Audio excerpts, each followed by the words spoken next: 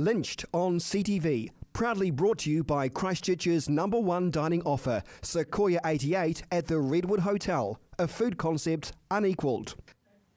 Good evening. Why is our youth so disengaged when it comes to the political process? Well, the data suggests nearly 200,000 under-30s have not even bothered to enrol to vote. So tonight, two political youth leaders join me, and Lynched starts right now.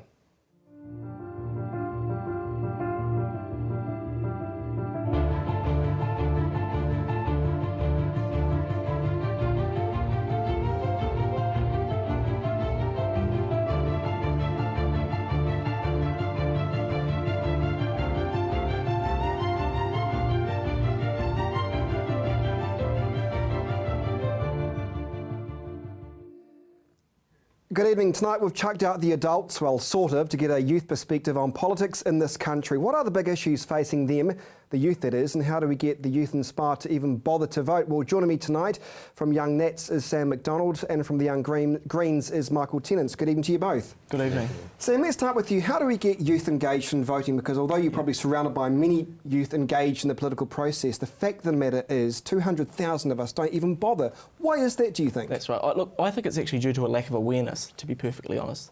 As Young Nats, we're out there trying to promote our organisation as positively as we can, but I think at the same time trying to engage as many people in the process as possible. As positively as you can. You sound like Labour. You're not in the wrong party by any chance, are you? No, not at all. Definitely not.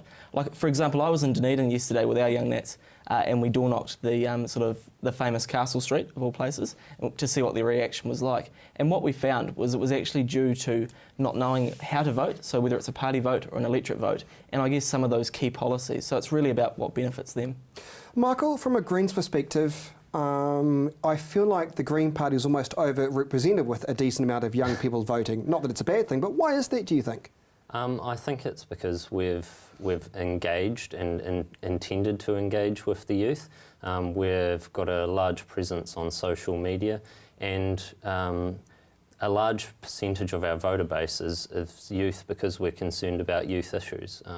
We have a number of youth representatives within the party. Jack McDonald, who's 21, for instance, he's number 20 on our list, and if he makes it into Parliament, his first initiative will be to put forward a bill for civics education in schools, because we find that the largest issue with getting youth to vote is that they don't know how to vote, like Sam says. They feel disenfranchised by the political system, which doesn't represent their values, and they feel that having a vote won't make a difference. And I think if we have that civic engagement and education, it will inform them and enable them to make an educated decision. It's an interesting point you raise about engagement. I think you're right. In terms of trying to get youth engaged in the political process, it must be harder than ever before, wouldn't it now, with the Dirty Politics book, for example? I mean, there's a lot of engagement in that on social media, but that's not a true reflection of what's happening in the political system. For youth, for example, you've got Kim.com, who turns up to Canterbury University and shouts "F you, John Key," or encourages that kind of performance. Yeah. It must be pretty hard for those with a brain to feel engaged in the political process, Sam. Yeah, I think that's probably true, but it's probably nationwide and I guess across all ages. So from our point of view, what we're trying to do is get people to know exactly what the issues are, as opposed to getting caught up in these sideshows that really don't actually matter. But sadly, the sideshows tend to be dominating the media, which tends to get into the headspace of young people. I mean, I was pretty appalled at the Kim.com situation where he's down here at Canterbury University, although I know apparently, allegedly, he wasn't inciting it. It's what happens at Canterbury University forums, apparently. That's news to me, but hey, whatever. Me too. But does that concern you, though? You've got, when you see the images on the television of youths shouting "F you, John Key," I think it's in large part due to venting frustration, and that comes back to not understanding the political system and feeling disenfranchised by it. And when you're not engaged and you have a system that is not working for youth, then you end up with that frustration being vented in these ways. Frustration built up from what, though? What's Key done to make people feel so angry to say F you? I mean, even if you're not a national voter or a national supporter, it's embarrassing, isn't it? I think you have to think about the the background of these people that are saying things like "F you, John Key." I think we could go on forever, to be perfectly honest about it, Chris. The reality is they were in a bar at university. There was alcohol involved, to be perfectly honest. People were drinking. I think it was probably just a spur of the moment thing. I wouldn't get too caught up in it. We've got a really good story to tell about youth policies, and I think that's what we're focusing on. We'll get doing. to the policy later, but I think I have to disagree with you there, Sam. I think I'd be disappointed if you didn't. this is genuine frustration by a youth who feels that this government has let them down. There is high youth unemployment. There is frustration by students around the cutting of funds to things like postgraduate allowance. And there are many people out there, especially here in Christchurch, who are just trying to get by day to day, and they're not interested in the policies that National has to offer. see, them. Michael, what you're saying is may well be actually true. All those statements you've read off for me might be true. But do you sincerely believe people like Kim.com have got New Zealand's youth's best interests at heart? Hasn't he just got his own interests at heart here? I think he probably has a few interests at heart, and I think despite his whatever his intentions are, he has certainly captured that section of the youth voting population that other parties have failed to engage with. And that's a fair point, Sam. Michael's right about that. Kim.com has had the amazing ability to not only polarise people, but to capture the youth vote. And even perhaps more worrying for the Greens is that you've had your leaders turn up to his mansion saying, can you lay off? Because they were scared that Kim.com could do some damage to that youth vote. I think, though, what we're doing is we're actually being counterproductive by talking about it. We're here to talk about the issues, and I think that's what New Zealanders want to talk about. So as much as we say, we want higher levels of engagement and awareness, by sitting here now talking about Kim.com, does it actually benefit the country? And I would say it doesn't. Youth engagement in our democracy is an incredibly important issue for this country, and it's something that all parties should be concerned about. And we are, Let's discuss who's really the opposition. And I was quite surprised at Peter Dunn's comment on the minor parties leaders debate last week, suggesting the real opposition will be the Greens. I'm not quite sure what he intended to make from that statement or what his agenda was, but in a way, he's not far off the mark, is he? Considering it seems to be the Green vote is going up and up and up, Labour's vote is going down and down and down, National pretty much remains the same if the latest political polls have been suggested. So what are the Greens doing right when it comes to all this dirty politics? The one party that's picking up the votes are the Greens. Well, what we're doing is we're championing those exposés within the public arena, because it's important for New Zealanders to know and to understand what their political system is involved in and what their politicians and public representatives are doing. And for the Greens, we've always advocated for open government, for transparency, and strengthening laws like the Official Information Act. Sam, I'll give you the last word on that. Yeah, look, to be perfectly honest, I think we just need to focus on the issues that matter. And what we're really finding is that New Zealanders want to know about jobs, they want quality of education and access to free student loans. And we'll discuss those policies with both of you next. Stay with us. You're watching Lynched on CTV.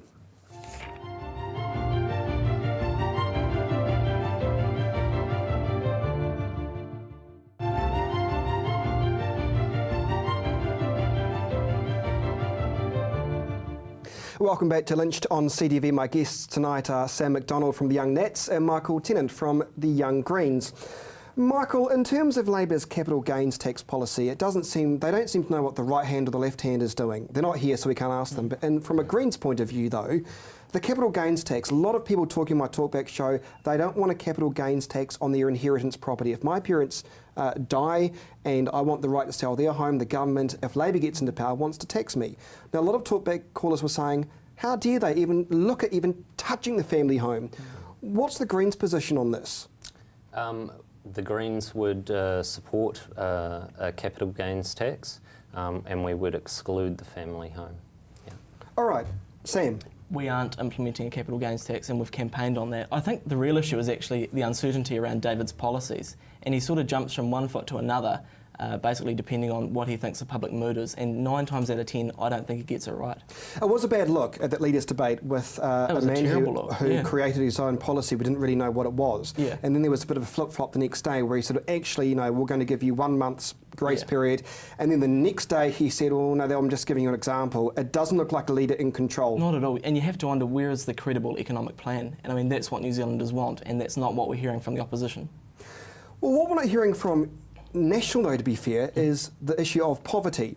Yeah. I looked at National's policies last night on the internet. There was nothing there that said what their policy is to deal with poverty in this country.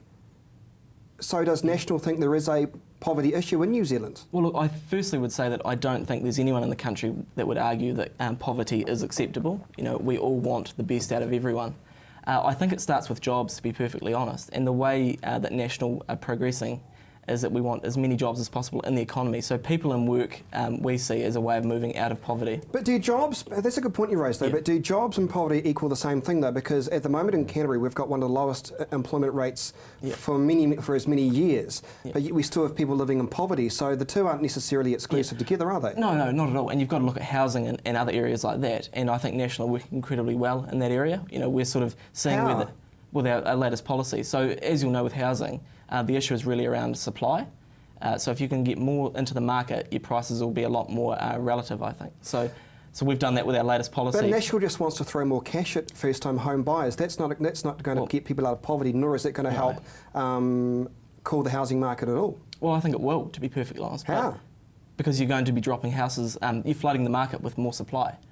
Yeah, it's as simple as that. Michael? Well, coming back to poverty as the central issue, it's a very simplistic way of viewing the poverty issue in this country, to say that jobs equals no poverty. What we have is a large percentage of our nation as working poor, people who work their arse off week after week and yet can't afford the expenses to live. Things like rent, things like providing healthy food for their families and clothing and things like that. So despite the equation, the simple equation, that's not the reality. That's not the only one factor though. If you look at what we've done, we've insulated homes and worked with you guys quite well on that, I think. We've put breakfast Well, hang on, no, election. I think we've put breakfast into schools. But the reality is that if people are not in work, they can't fund anything, can they? You've got a relatively low, I think, benefit. But there's a lot more to be gained by being in employment, I think, as a whole. But even as Michael was pointing out, though, even those who are employed or have got some form of income, there's the working poor. You may be working, but you're still incredibly poor. How do we resolve that issue? Is there any way to resolve that issue? I think we need a more productive economy. I think and how does that come about, though? How do we get a more productive economy? I think we need more people in jobs. We need to be exporting more. We need those free trade agreements and move through like that.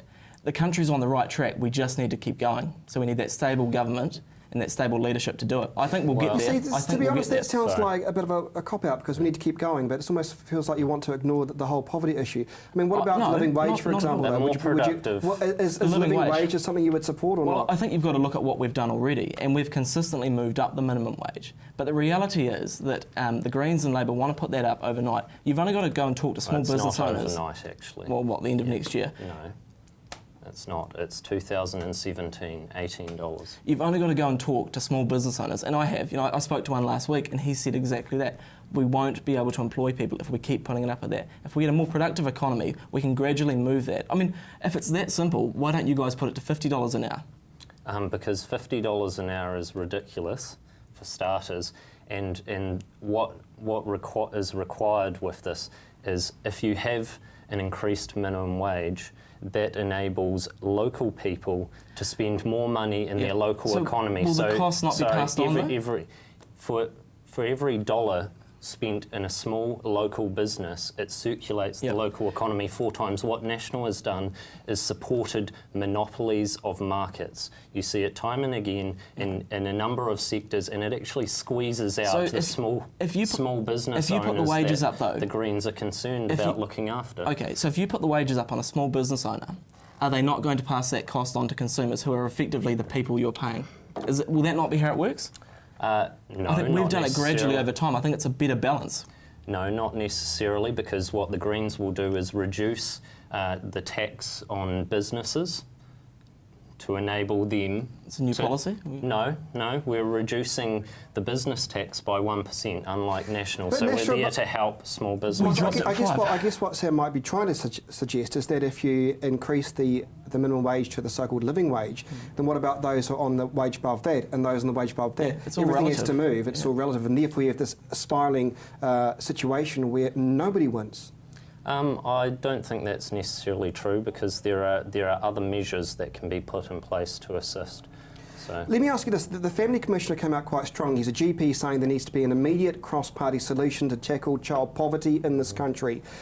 He was apolitical in a statement. He said, long gone are the days of National and Labour fighting. There needs to be immediate action now. There needs to be a cross-party solution. So in your mind, Sam McDonald, from a national point of view, what is that cross-party solution to tackle this major issue in this country? Well, I think if we look at it, how we've already operated, we've worked cross-party with you guys to insulate homes. You know, we're updating and modernising the state housing stock, you know, and we're letting commercial partners work in on that as well. I think we are doing things like that, but it's not going to happen overnight, and I think we need to keep on the path we are to get that done. Michael?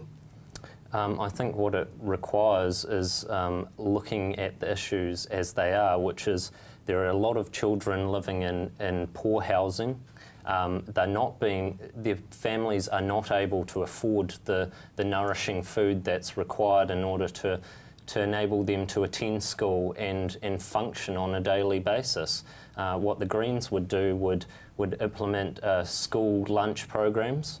We would provide health care for those children up to the age of 18, free GP visits, and we would insulate homes. We would also create a warrant of fitness on houses to ensure that houses are up to a standard. Okay, that's a great point though. So you look at the capital gains. 20 seconds. Okay, capital gains tax, warrant of fitnesses. Those costs will be passed on to the people renting those homes. The landlords will not absorb that. They need to get a return. Well, actually, I want to talk about the housing crisis next. So, do we have a housing crisis in the city? The answer is yes, but does this government care? Stay with us.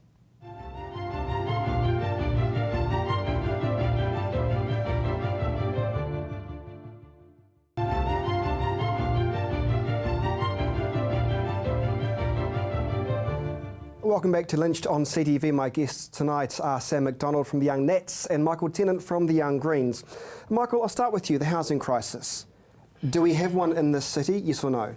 Yes, I think it's very Sam, obvious. do we have a housing crisis in this city, yes or no? I think it depends how you define a crisis. Yes or no? I think it depends how you define Yes a or crisis. no? You never answer yes or no. That's a golden rule, isn't it? No, I don't know, you tell me.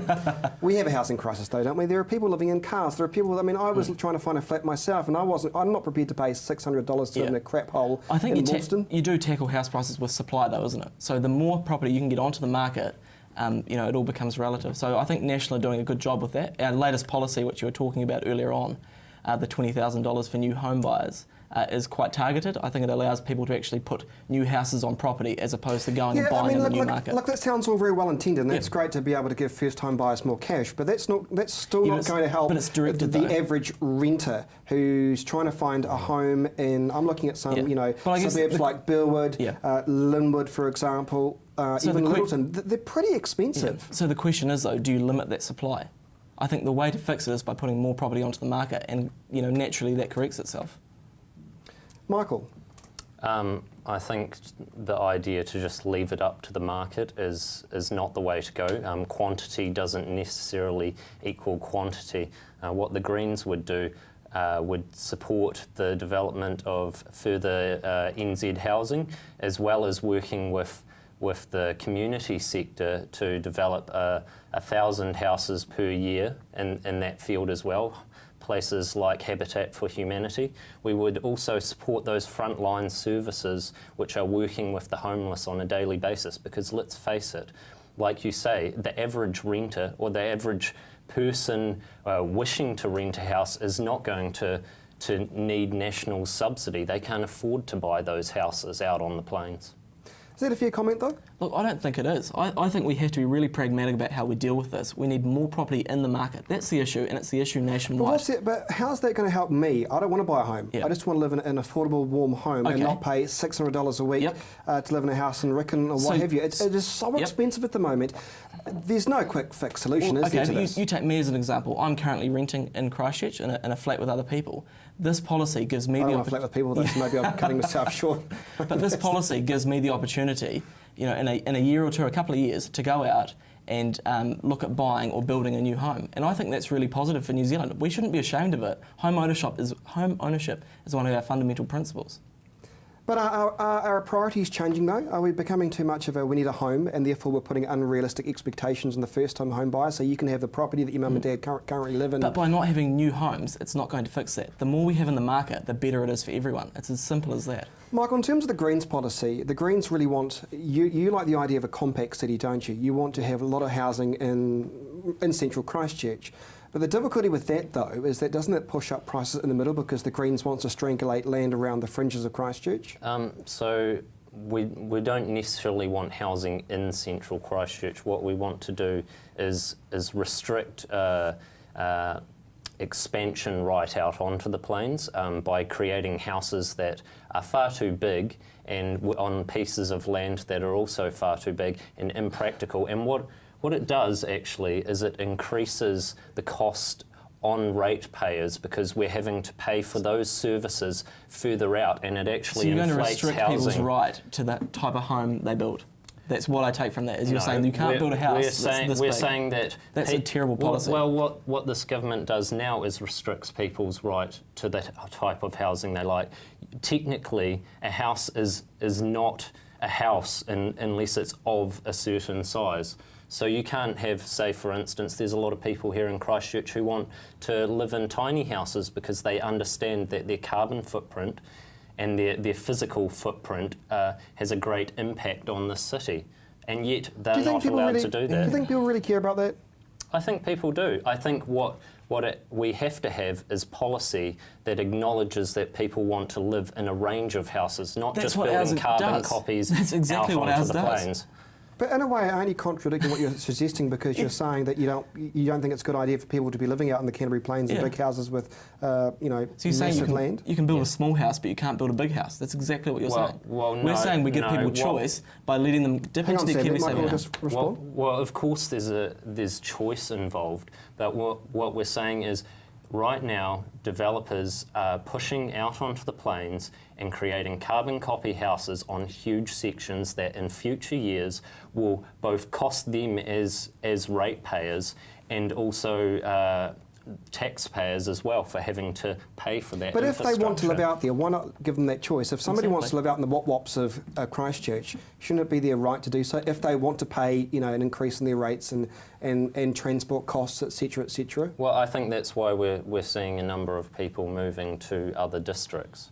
But here in Christchurch, we have a limited amount of land, and you have competing interests.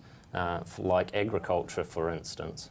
We're nearly out of time. I want to briefly touch on Sarah. Time for Sarah to go? I think it's time to wind down Sarah. It certainly has a few functions and roles yet to be completed, but in large part it needs its powers restricted and returned to the people of Christchurch. Sam, does Sarah need its power restricted? There was always going to be an expiry date on Sarah. That was what the legislation provided for. I think what we've seen with the move by the National Party to move that into DPMC is that there will be some legislative functions that are required in Christchurch. We've invested $15 billion here as a government. So I think there's always going to be an element to keep that momentum going, but we're on the right track. I probably shouldn't ask you this when we've got about 30 seconds to go, but ECAN, when are we going to get democratic elections back? When would you like there to be a full set of councillors in there that are voted in by the people of Christchurch? Well, I think ECAN is on the right track now. There's a ministerial review underway at the moment, and I think we'll see, into the next elections, certainly some discussion around that. No pressure, Michael. Can you do it in 20 seconds? Well, the Greens would ensure that there are elections, not just a discussion around it. We've heard this before, and we want our democracy back here in Canterbury. Sam McDonald from Young Next, appreciate your time. Great, Thanks for thanks coming very on. much. Michael Tennant from Young you. Greens, thanks so much for coming onto the program today. Want to have your say on tonight's show? Head to my Facebook page, facebook.com/Lynch in NZ. But from me and all the CTV team, have a good night.